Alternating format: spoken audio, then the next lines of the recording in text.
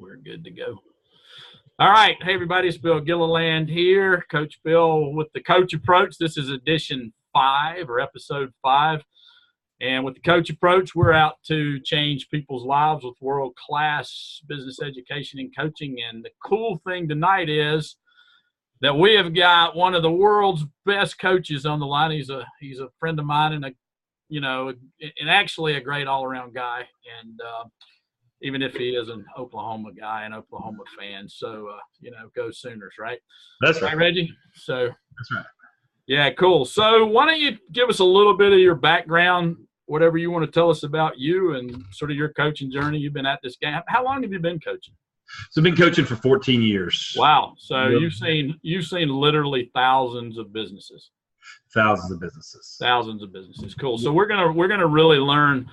We're going to really help some business owners tonight with some of the strategies and some of the concepts and philosophies that really you see out there. So why don't you give us a little bit about your background, just a quick version. So quick background, born and raised in Oklahoma City, Oklahoma, came out to Eastern North Carolina via the Marine Corps and was hoorah. That's right. I get choked up just talking about it. But anyway, came out this way via the Marine Corps, met my wife who's a Wilmington, North Carolina native, and that was just a huge stroke of luck because now I've landed here in paradise. I've, staked a claim in paradise and got some roots and so have 3 kids, one off in college, a couple in high school. So pretty, that keeps me pretty busy. 3 kids, dog, handful of cats. My middle daughter is an aspiring cat lady. It's one of her aspirations in life is to be a cat lady. Got a little more too many cats in my wife's comfort zone. So that's my life. Live about a mile from the beach, though a short trot or bike ride to the beach. So kind of living in a paradise situation that I just never imagined. So life is wonderful. From how did I get into coaching, or what was my art makeup that led me to coaching? Had a pretty entrepreneurial spirit at a pretty young age. I was the only kid in middle school with his own business cards. Sweet. And thought that would help pick up chicks. You're that kid, huh? You were that kid. Not so much. It really didn't work out the way I drew it up on the top. Well, I had a kid the other day give me a card. He said he's an electrician. He's 6 years old. So interesting deal. So yeah. It was cool. That's right. Get him into a seminar, man. Get him. Yeah. I got him online. Yeah. So so I had an entrepreneurial spirit from a pretty young age. Was after my Marine Corps experience, which is not an overly entrepreneurial environment.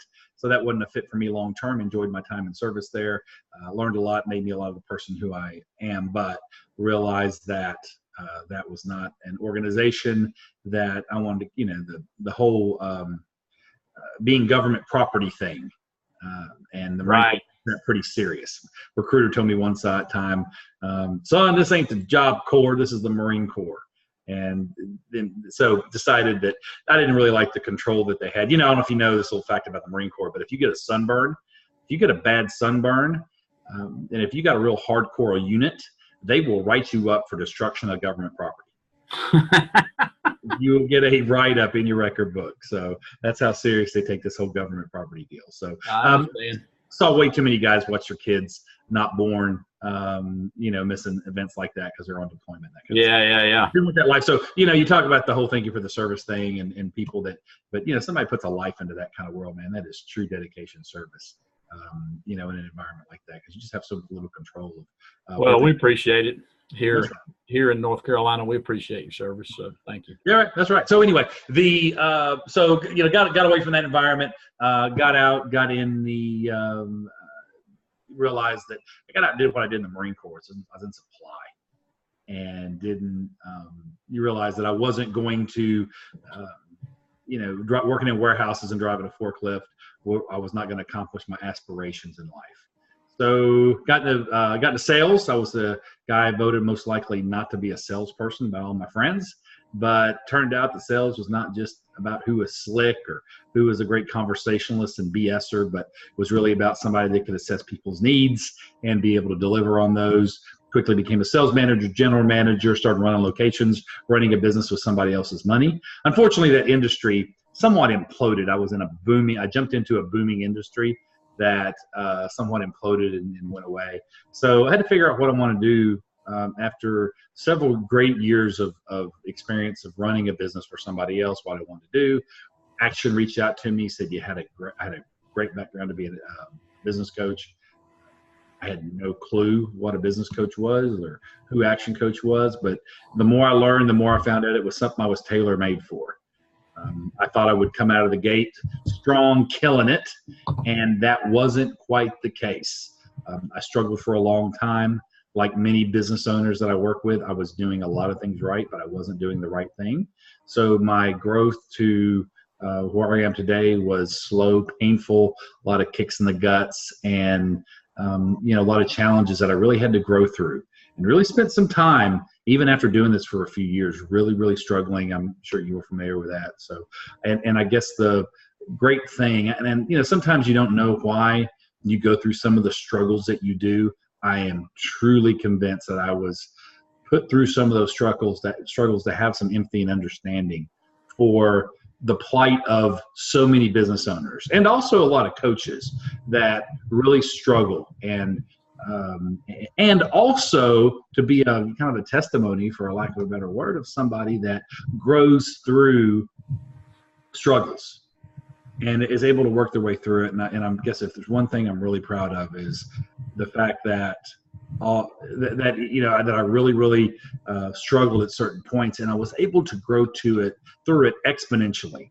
And who I am today really is such a different person than I was, 5, 10, 13 years ago, because I grew through, and just from you mentioned that one of the best coaches in the world, and I'm somewhat humbled by that, and also a little uncomfortable wearing that title, although it's really cool to be amongst the top. I think the rankings came out today, and in March, I don't know if you saw that, in March, I was amongst the top 20 action coaches in the world.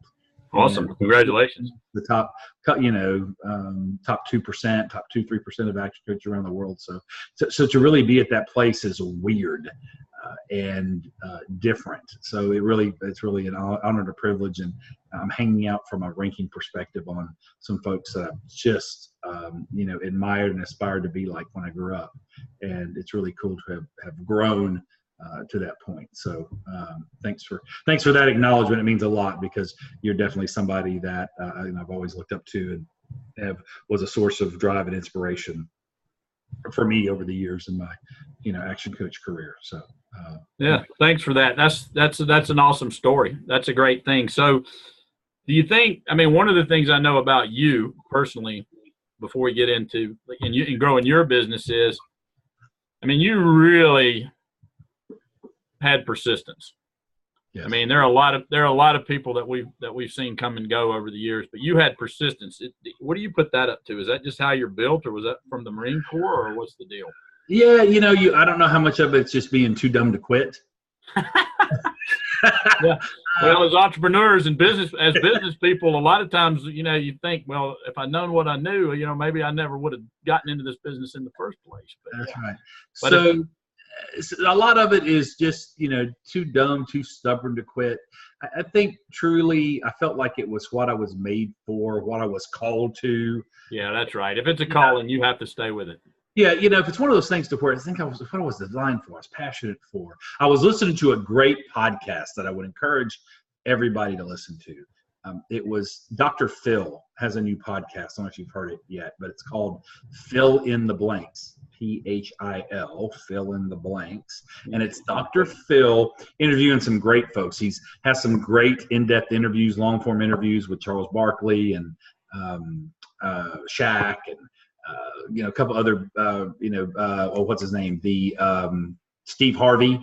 Yeah, Steve Harvey one was really good. Anyway, so it's really worth putting in the queue and listening to a few of those.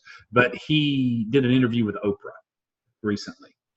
And that podcast that he just put out, they really talked about, Oprah is really on this, she's written a book, and she's on this kick about helping people find, what their true purpose is, and helping identify that, because once they get that, once they find something that they really burn with passion for, and that, doesn't seem like work, and it is something that you would. So I felt like I'd found that in being a coach.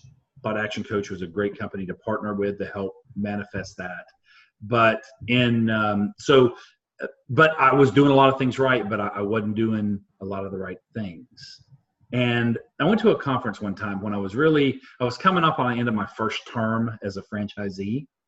And it was a point to where I could probably hang it up, and I was really struggling in a big way. Wouldn't make any money. We had a second job at night, hustling, driving a cab at night just to be able to, keep the lights on, keep the bill paid. Because at that point I'd made a few tactical errors, and my business was under the break-even point for several months. And I was the sole provider of income for my family. My kids were small. It didn't make sense for my wife to work. Would have cost more in daycare than it would have for her to. So it just wasn't a situation to where I'm the one that had to do what he had to do to be able to provide. So I did that for a time being, and I went to a conference, and I really recognized. And again, I was about to hang it up. I'd even gone. I don't know if you know this, but I'd gone on a couple of job interviews. Oh, I didn't know that. In my old industry, and was, or really one interview, the old industry, the big competitor in my industry that had been bought by Warren Buffett, and was part of the Berkshire Hathaway ownership group. And it was it was an opportunity to, anyway, so I interviewed with them, and I was real close, but I went to that conference and I realized, man, it would be a shame for me to give this up if I knew I hadn't given it my best. And what I'd recognized in getting in under some training of some great mentors and teachers, and Bruce Wilson being one of them that ultimately became my coach, that was part of my turnaround and success story, which was, a turnaround and success story was really for me finding the right coach for myself. I'd had some coaches in the past, they just weren't the right ones, and I found the right one that gave me what I needed at the time. And it was really it was really the turning point. It was when I realized, man, it would be a shame to give this up if I hadn't given it my best. And so I realized that, crawled out of the ditch, found my way out of it, was able to group together enough resources to be able to hire Bruce as my coach. And then it's just been a steady trajectory up from there.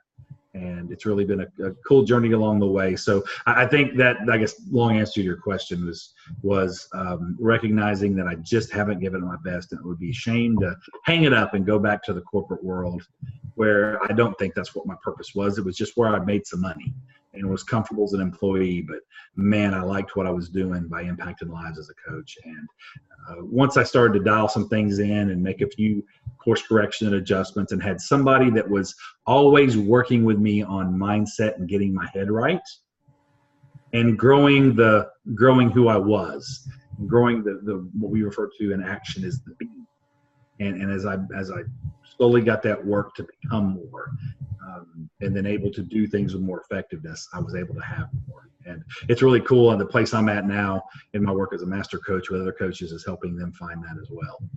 And it's real rewarding to pass that along. Yeah, there's a lot in what you said here, and I want to make sure that the business owners who watch this get this, because I've got sort of 5 notes here already, just in that are great notes for business owners. The first one is, if you're meant to do it, sometimes, finding your purpose takes some work. So you're going to go through some valleys. You're not going to, and some of them may look so severe that you may be considering that, hey, is this really what I'm supposed to be doing? But if it feels right, keep on. So the persistence thing is big. Number 2, I think you had a realization that maybe you hadn't given this thing your best shot. You've given it a shot, but not your best shot. You weren't all in. So, when you have those doubts, it's hard to give the best shot, but then you realized it, and you were lucky enough to meet Bruce and to get the learning at a conference. So that there's a bunch there in that, you got to work on yourself. So you got to go to conferences and read books and watch videos and however you work on yourself. Finding the right coach. That's right. What were you going to say? What I was going to say with that was, and I think it'll lead to your other point you're about to make in a minute, is I didn't have, my growth was so slow because I didn't have somebody accelerating me through the dumb stuff I was doing. That's a great way to put it. And I know as business owners, and I've had other businesses, yeah, we, and still do that, we do dumb stuff. I was doing dumb stuff, but I didn't have the right person that was working with me that said, no, that's dumb. Don't do that. I've got somebody like that in my life now, that I work with. One of the, other coaching has taken on another form for me. I mean, not only do I still have, a business coach, but I also have, a life performance therapist. I see a therapist on a regular basis. It's much more about me performing well in life as a business owner, as a coach, as a dad, somebody to go through. It's so funny how often I throw I get the situation. Here's how I'm thinking about handling it. And she's like, don't do that. Don't do that. Don't do that. Here, I want you to read this book. I want you to listen to this. I want you to say this, but whatever you do, don't do that. That is not a good, and that is something like based on how my dad raised me and how I see the world and my worldview, and it's how my dad would have handled it. Right. And she's like, no, now let's think this through, and this is likely where this is going to end up, but I don't think you want that outcome, do you? No. She's like, good, don't do that. And so having somebody like that in your life that can make those course correction adjustments much faster, as opposed to me lingering around in stupid, doing dumb stuff and not knowing, not being able to really see, why is this not working?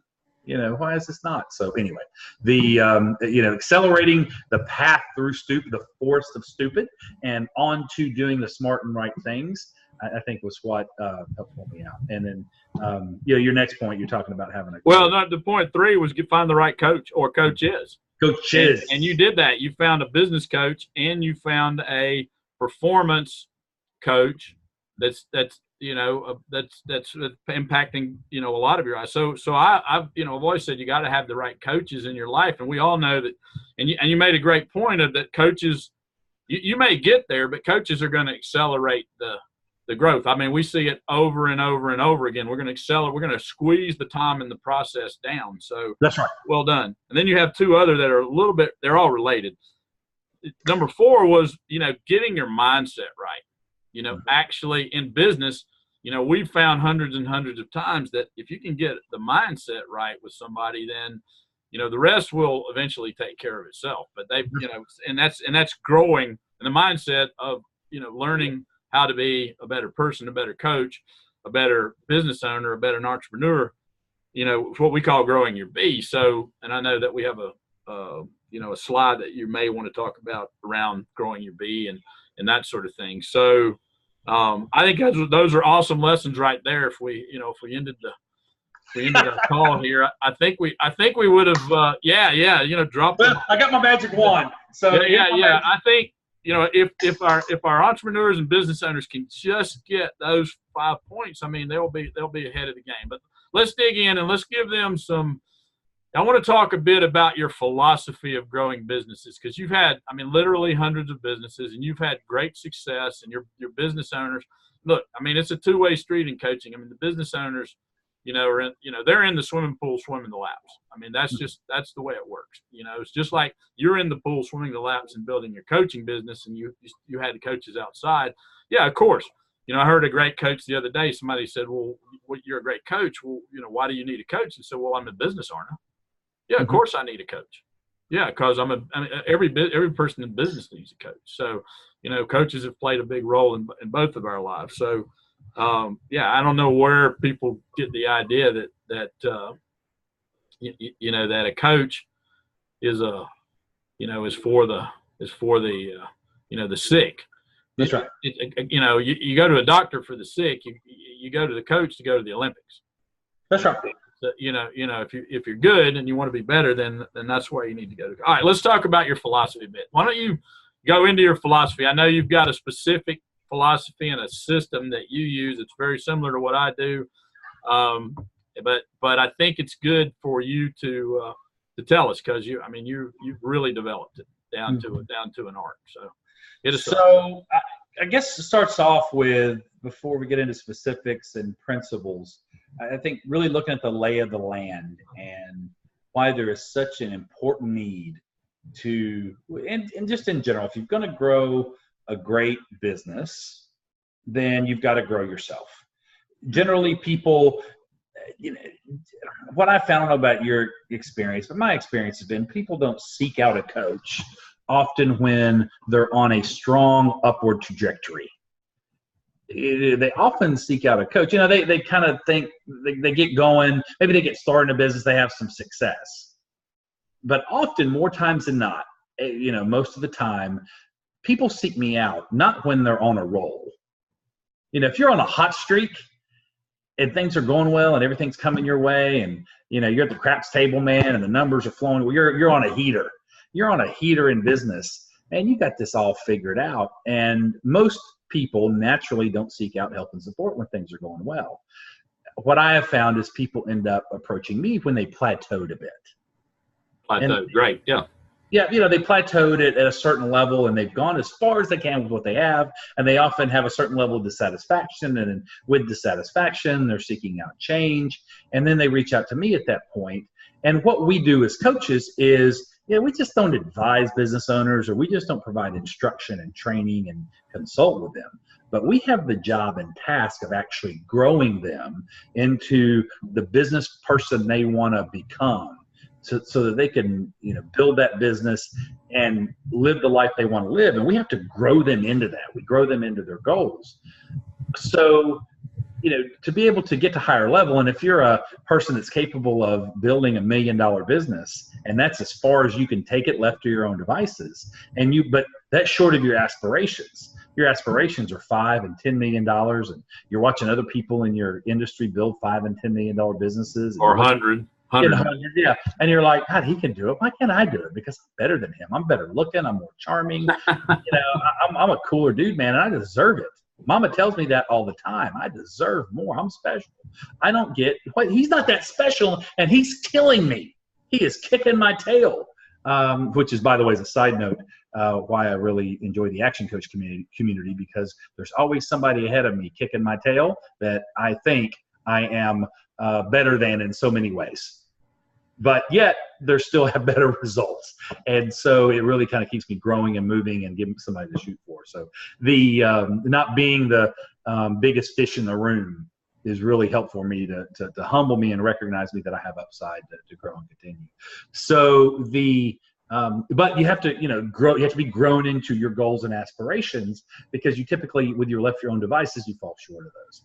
So also, the phenomenon that I'm seeing is that once I've worked with business owners for a few years and grow them dramatically, I have noticed they have outgrown their team. They've outgrown their team, and they have one of two choices at that point. Hire a new team that is that the company hasn't outgrown.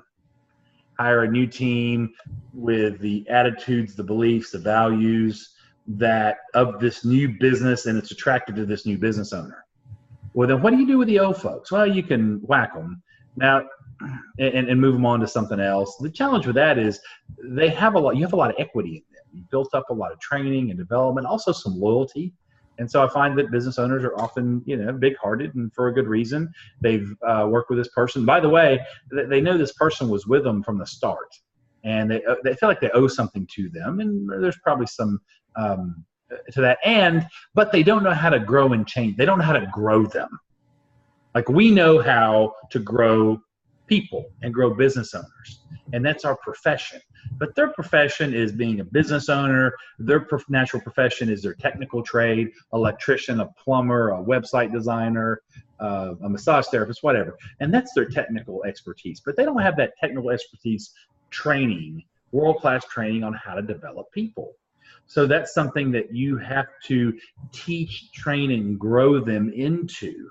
And the business owners I've worked with have done well, have modeled a lot of I just kind of say, look, teach them the Action Coaches, principles, processes, and practices to grow, because to grow your business, to grow a great business, you have to grow great people. Or you got to hire new ones, or you got to have more of them to achieve the mission. So it really makes financial, economic, and really just sense on so many levels, to be able to have the skill set of growing your people. And so I guess what I wanted to offer is some of the principles and practices that we teach within Action, and I use very aggressively in my practice to make sure that business owners know that the tools, the philosophies, and practices and principles to grow their people so they can grow their business, because you got to make your people great. And you could really grow people exponentially and get an exponential return on them, just like you can grow money financially if you place the right investment in whatever a company or stock market or something. Right. So you got two big ones here. One is grow yourself. That's right. And then if you grow yourself and don't grow your team, then you're not going to grow the business. The team will not come along. So you've got to grow yourself. And then the second principle is you have to learn how to grow great people. That's right. You got to be able to transfer. And I think most people, I think most people say, well, I've got it. You go in, it's very rare when I go in and say, I hear somebody say, I don't have good people. What I hear is I have good people, but they're not doing what I want them to do. That's right. And how can you get them as passionate? I'm the hardest working person as a business owner. I'm the hardest working person in the joint.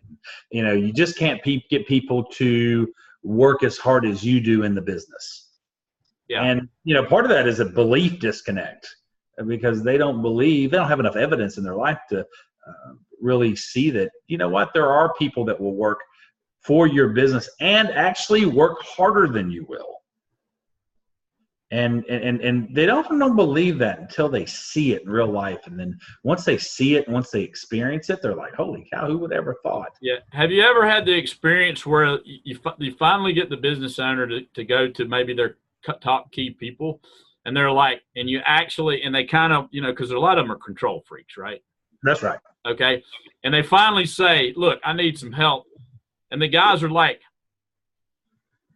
it's about time, man. I can't wait to, I've been telling you, we're ready. Let us do what we're ready. We want to do this thing. That's right. If you'll just get out of our way, we'll do some amazing things for you. That's right. Yeah. Have you? I guess you've had that. Oh yeah, no doubt. Yeah. And they get some, they're a sense of relief that the business owner's ready to grow, ready to improve, and they're ready for the end result. What I have found recently is there becomes a bit of a disconnect or of some sort when they want change in the business, but they want everything else to change. Even the workers, they want the end result. But when it comes down to them changing, that's when we start to get a little pushback when it comes to what needs to be done to get sustainable growth. I mean, obviously the business owner needs to fix this, and that. And Susie in accounting needs to fix this, and that. And the sales department needs to stop doing this and that. And then you start to point to them to say, hey, you need to do some growth and development, because you're a person that could run your department 5 years ago. But now the needs of the position have expanded and you haven't. And you're pushing back when it comes to the growth and development suggestions or the directions that we're providing you. They want everybody else to grow and everything else to improve, but they often get some pushback in growing themselves. Awesome. So take us through the quality of life here, because this is about. Tell us what this is about. When you're not getting the quality of results and quality of life that you have, and let's say you're not getting it out of your people. This is really about growing yourself, but also growing your team. And if your team doesn't provide the quality of results and the quality of life they want, often you have to look back to, what's the root cause of that? And at the very base of quality of results traces all the way back to the quality of mentors or teachers in that particular area. And they're, how good the mentors or teachers are will have everything to do with the quality of knowledge and education they have. So let's say that we've got an owner who's growing their business, employees are getting hired, and they promoted a manager, somebody to the position, maybe the best technician in the group, or what they saw was the best leader. But most promotions in small enterprises are social promotions. They're the person that's been around the longest. They weren't put in the management leadership position because of their management skills, their management training, their history. They were just the most loyal. They hung around the longest. And it was generally moved into a social promotion, but it wasn't because of their management skills. And now they start to hire 2 or 3 people to work for them, and they're frustrated. The owner's frustrated. The manager's frustrated with the people because he doesn't know how to effectively manage and get results. Number one thing a manager gets is results, and getting results through other people. So the manager ends up overcompensating, and the manager becomes the hardest working person in the department because they're paid more and they're responsible for more. But if you look back and go, well, look at this guy's, the management kind of slice of his life. Who were his mentors or teachers when it came to management? And if the best person was you, and most business owners by nature are not entrepreneurial business owners that started something and is growing something, that skill set often doesn't double with being a great manager. Maybe a great leader, but not a great manager. Also, they're likely not a great accountant either. Which is why they get into money trouble. Maybe good at marketing, maybe good at sales. More times than not, the architect of a great business builder. Pretty good in marketing, pretty good in sales, pretty good at leadership and inspiration and ideas and entrepreneurial. But they also have this mad scientist thing going on, to where they just figure things out and they just work through their own issues. But the management piece generally is often, more times than not, their strong suit. So they probably grew up working with this technician that grew up to be the department manager, probably worked under you for the most part, which probably doesn't have the strongest management skills out there. It's been my history anyway, in finding that a lot of business owners just aren't great trained managers. Maybe good leaders, but not necessarily good managers. So they don't have a great quality knowledge and education because they haven't had good mentors or teachers in that areas. So their beliefs and dreams, but primarily their beliefs about what good management is and getting good results out of people and retention out of their department is that's the number 2 thing. 2 most important thing a manager does is get results and retention. So, their beliefs are off about what a good manager does, so they don't ask good questions, and they don't make good decisions. Their quality decisions likely isn't where it needs to be, so they don't take good quality actions, and they don't get good quality results, so they don't have a good quality, strong quality of life in the management slice of their life. And you can apply this principle to so many other slices of life. You can apply it to parenting, or health and fitness, or how good of a spouse you are, how good of a partner you are. As you can realize, if I don't have the quality results and quality of life that I want in this area, I can probably trace it back more times than not that I just didn't have good knowledge and good mentors or teachers. So how do you reverse engineer that trend? Well, if you want better results, then you got to seek out good knowledge and education from the great mentors or teachers that will teach you how to do things, as opposed to whatever you picked up this point. Could be, lack of mentor or teacher. It could be a crappy mentor or teacher. It could be crappy knowledge and education from that crappy mentor. And really nobody in your life. I was fortunate in my corporate world. Between my Marine Corps experience, they taught us how to be great leaders and managers. And as well, I transferred that from, quickly to my corporate world, to where I had some exceptional managers that I learned, how I perform best under proper management. I had some good managers, I had some not so great managers. And so, and I became and evolved and was trained by, great leaders and managers. So as a result, I became a pretty good, I've had pretty good beliefs about management, made good decisions, better than most. And my results and quality of life in those slices have been good. So, you want better results, look back to the source and the root cause of why you don't make those decisions. You don't have the proper beliefs, and getting the knowledge, education, and the mentor teachers can make a huge difference. Perfect. So you're a great mentor and teacher. So, maybe hit some of these, and maybe it's the next slide coming up. Let's get some knowledge and education to to some of the business owners watching this that maybe will help them be better managers. Okay. Yeah. No doubt. So also recognizing that a lot of people, in order to change, one of the things that you're asking for growth is asking for change. And this pushback that I'm seeing quite often from, I work with this business owner that wants to grow and improve their business. I start to get to know their team a little bit, and they start to ask their team to grow and improve. And the owner has the high level of dissatisfaction, man. They're not happy where they're at. They're writing, healthy checks to a business coach to be able to, and willing to go through the change it takes to become the business owner at the next level, because they're not satisfied. Well, you know what? More times than not, they're the most unsatisfied person in the joint. They're mid-managers, man. They got it made. That's right. I'm doing pretty well, man. I'm being overpaid for what I'm paying well for what I'm doing. I got a good owner, appreciates me. I'm kind of comfortable in my spot. Life is good, toasted and burnt. What's the problem? There's no need for my dad. You ever heard the toast burnt joke? No. Yeah. All right. So quick version. We'll transfer it to a dad joke. All right. So this kid, he was born. He couldn't. He didn't say a word. I mean, he was like 4 or 5 years old, hadn't said a word yet. And, throughout, the parents were like, what's wrong with the kid? He hadn't said nothing, won't talk, take him to doctors. Kid's fine, man. He just don't have nothing to say. And then, so I don't know, kid's 5 years old, the toaster doesn't pop up in time, something goes screwy. And they lay the piece of toast in front of him, and kid looked down and said, toast burnt. The parents were like, he speaks, oh my gosh, it's a miracle. The kid speaks.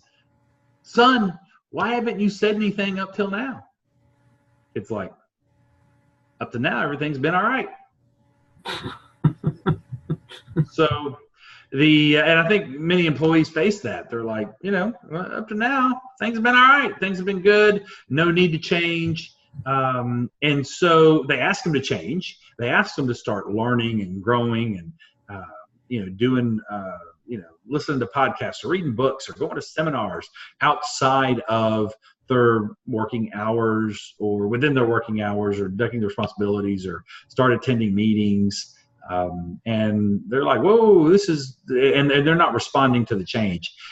I think that you have to realize, and as one of the principles we teach is that for there to be some level of change, there has to be some level of dissatisfaction. There's no dissatisfaction, no reason to change. It can't be zero. Yeah, it can't be zero. That's right. It has to be some level of dissatisfaction, or change doesn't happen. Now some people, most of the population are driven to change by dissatisfaction. A smaller minority are driven by vision. They just have a vision that drives them. Not the majority of folks, but there's some folks that are driven by vision. You've also got to have some first steps. And this is a numerical formula that, if you rate your dissatisfaction on a scale of 1 to 10, and then rate your vision, and then add your first steps, that's got to be greater than whatever resistance you have. And so there are people with high levels of resistance.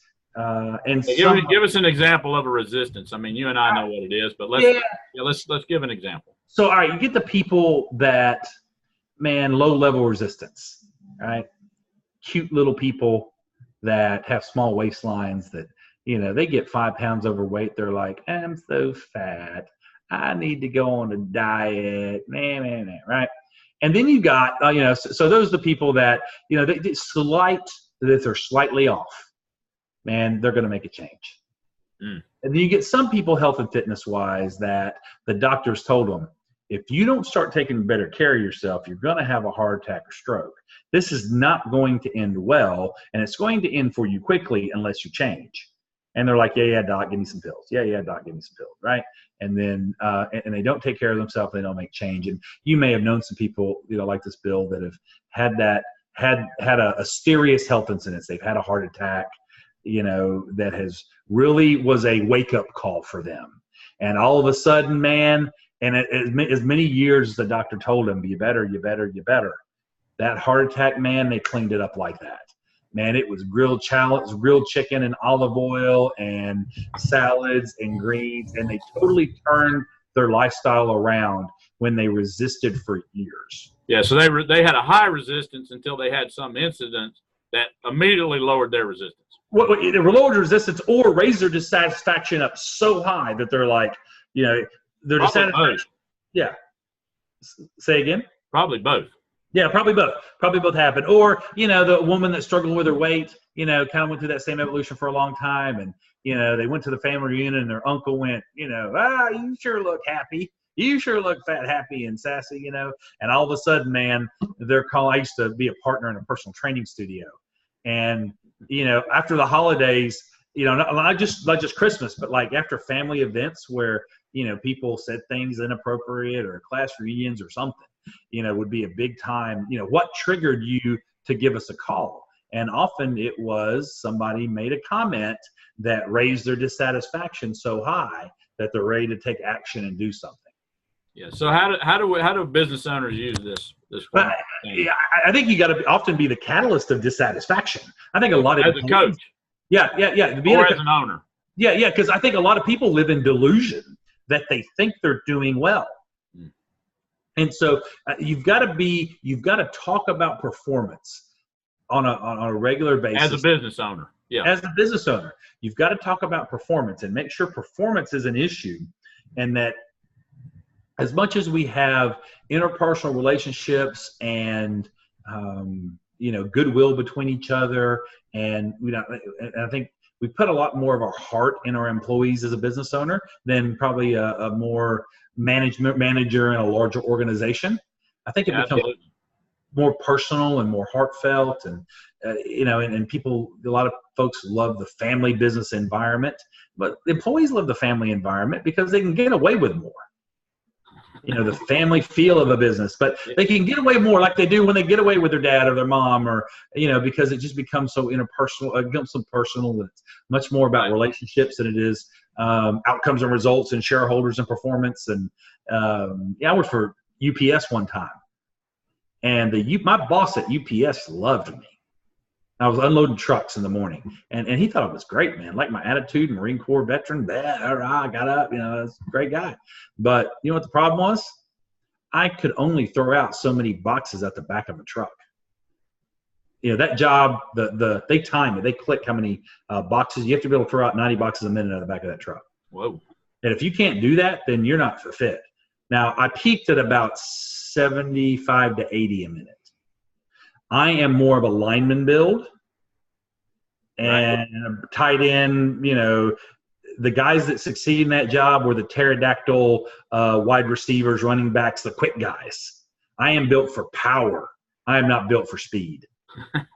and no matter how much they liked me and appreciated my service and all that stuff, right? Good American, great, good guy, work hard. But I plateaued. And they did not have any qualms about letting me know, if you don't pick it up, you're not going to make it here. I mean, I love you, think you're great, and I'd have gusts of being able to do 85 packages a minute.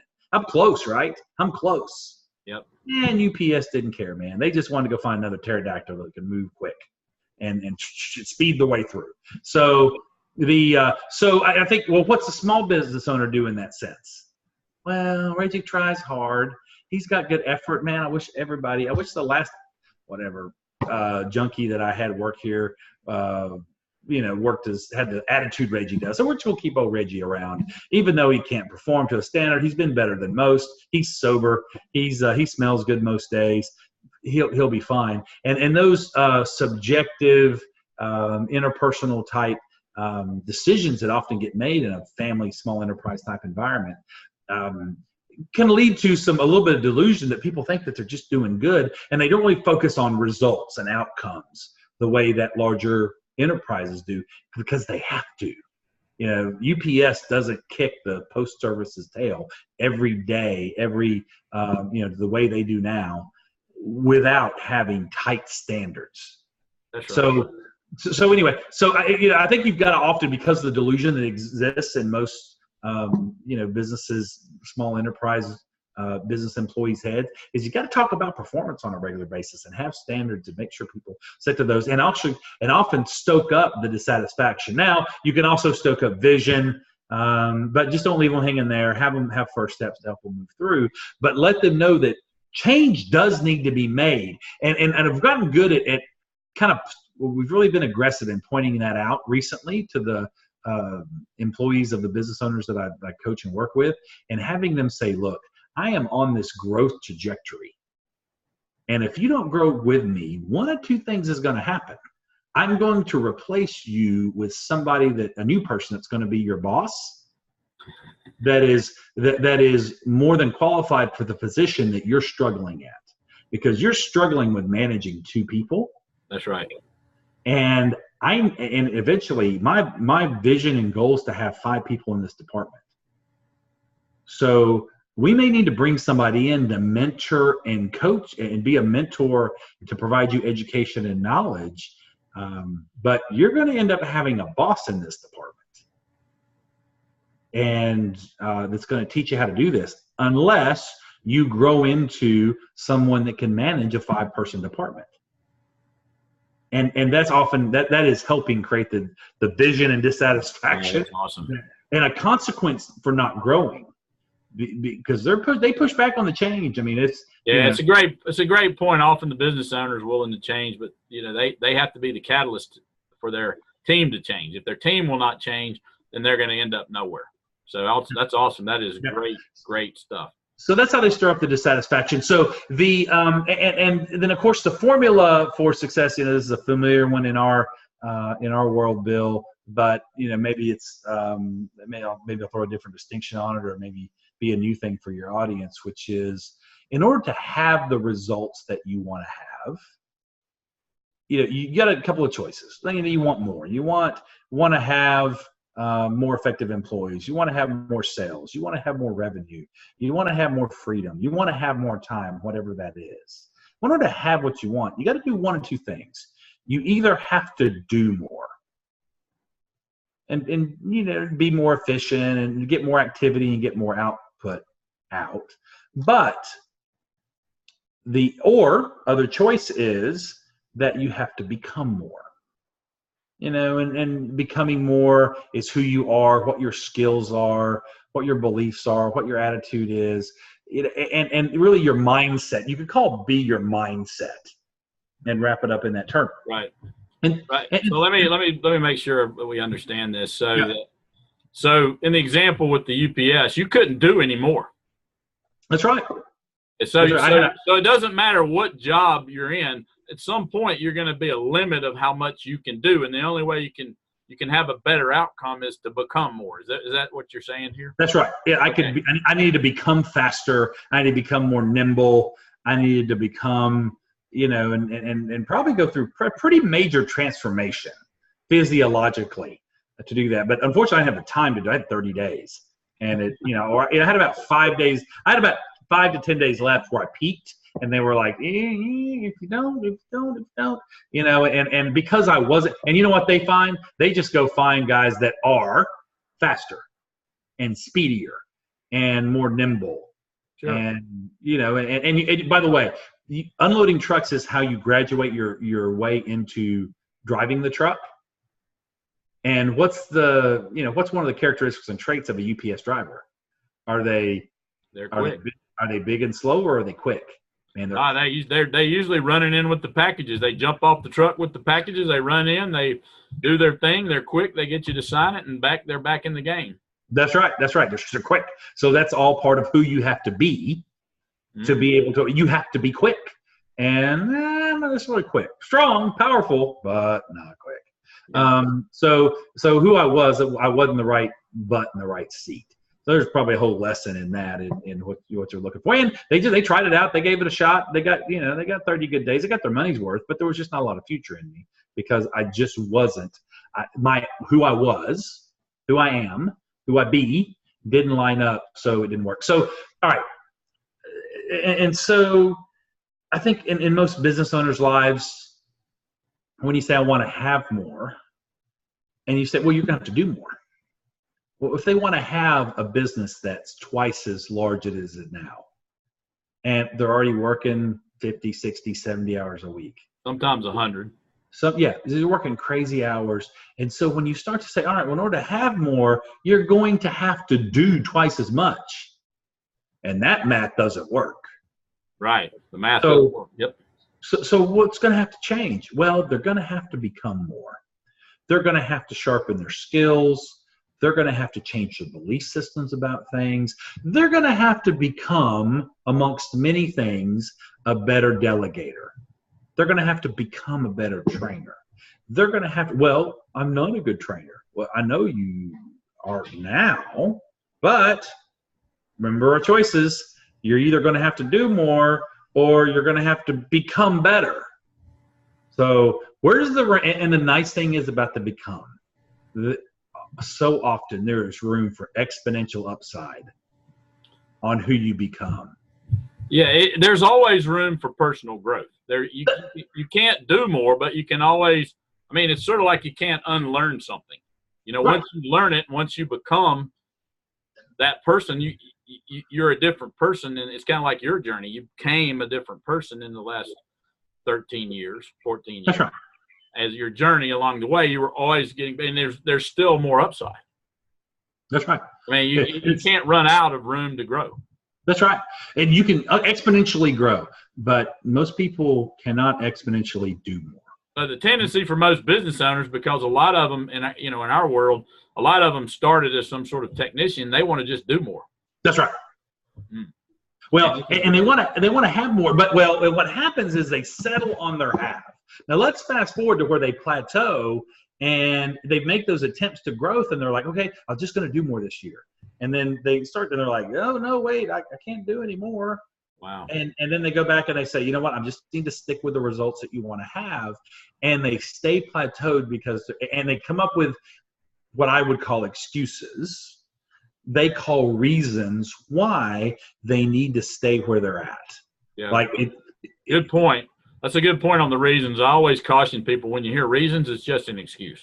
That's right. It's a fancy way for saying an excuse. So good point. Yeah. That's right. And they really, I mean, they truly believe it. They're like, well, you just can't do any more than you can do in this market, or it's just how it is in the South, or just how it is in this town. It's just how it is in my industry. What I have found now, and I also find those people that have high level excuses. They're like, they're really good at it. Yeah, I have researched and I have studied. Once you get over 5 employees, you just can't make any money in this business. I guess you've heard it before. Yeah.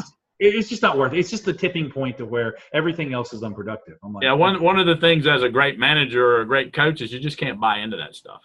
Mm. You got to call it, right? Yeah, and you look at me and go, wait a second. If that doesn't work, then this dude over here does it with 10 employees.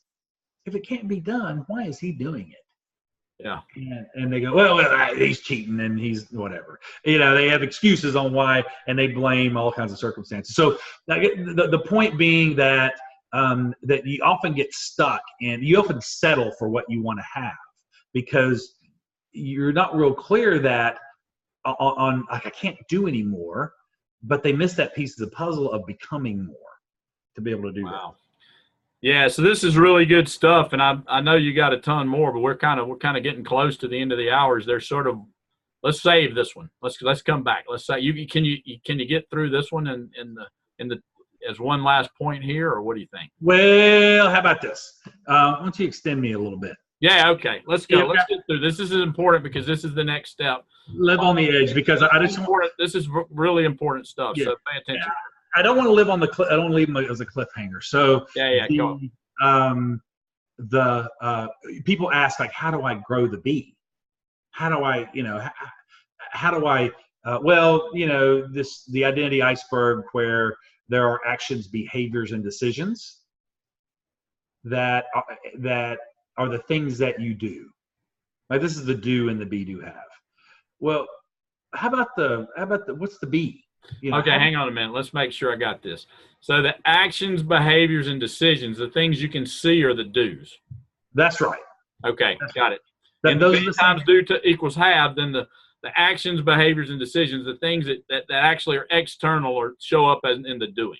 Right. And are the top, just like an iceberg, are the top, whatever, 15, 20% that you see on the surface. Very surface. Right, the very surface. Now, underneath that, underneath people's actions, behaviors, decisions, what make those up are the B things, are the mindset things, are this personal development thing that's a bit nefarious and often undefined.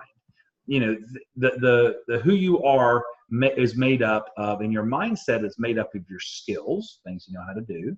And by the way, those skills are easy to develop. You're also your beliefs. Your so give us an example of a skill that's easy to develop. A skill would be how to make an effective cold call. You know, your skill, your ability to engage and have a conversation with somebody. You know, what are your interpersonal skills? Right? It's a skill. Great, got it.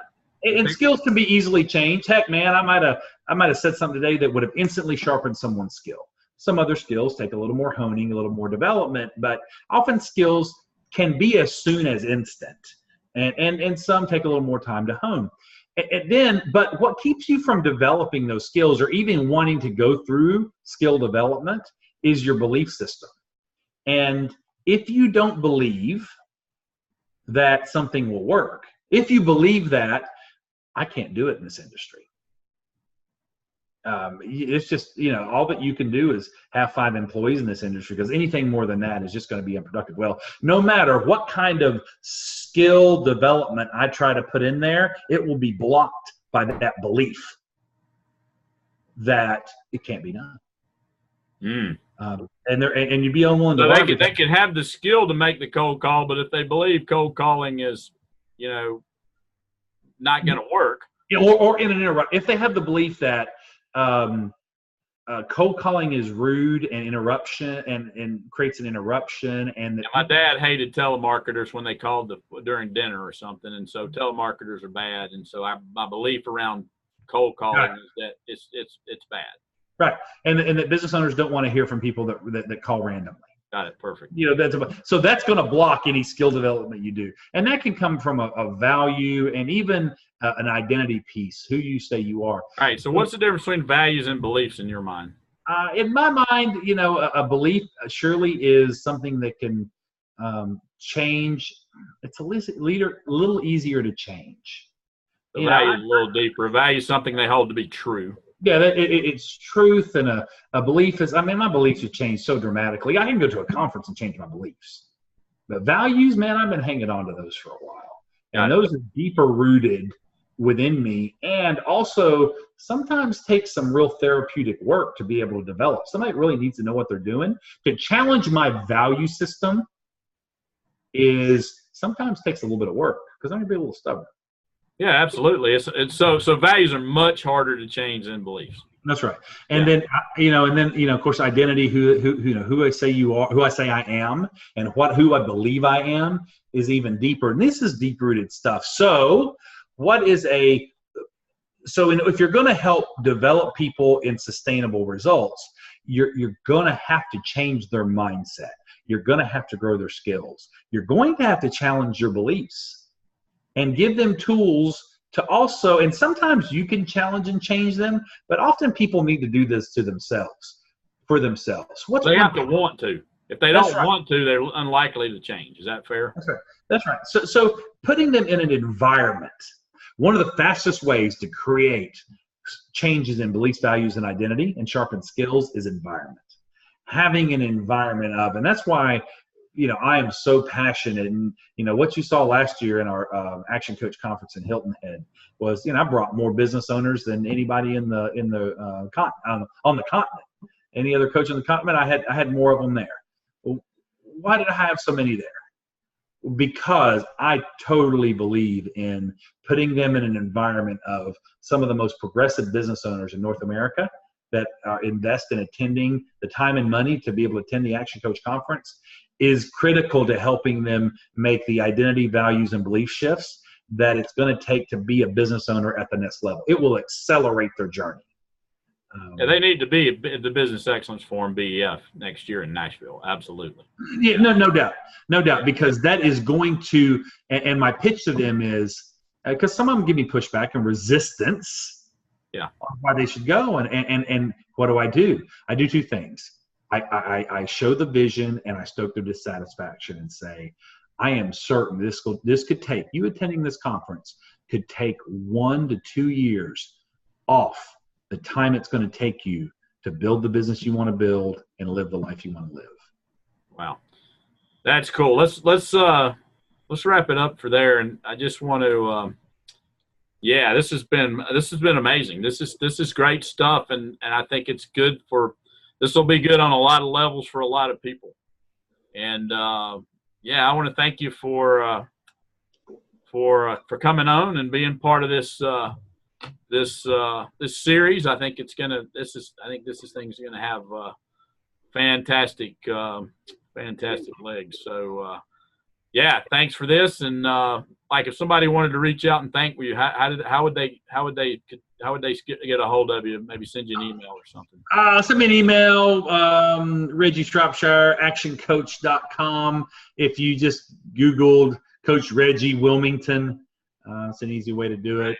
Google me, pretty big deal, pretty fine, easy to find on the search engines and social media. On the web, on the interweb. Yeah.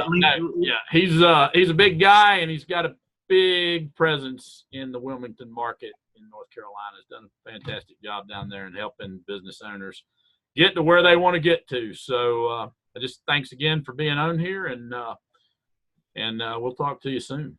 All right. Thanks for having me, Bill. Yeah.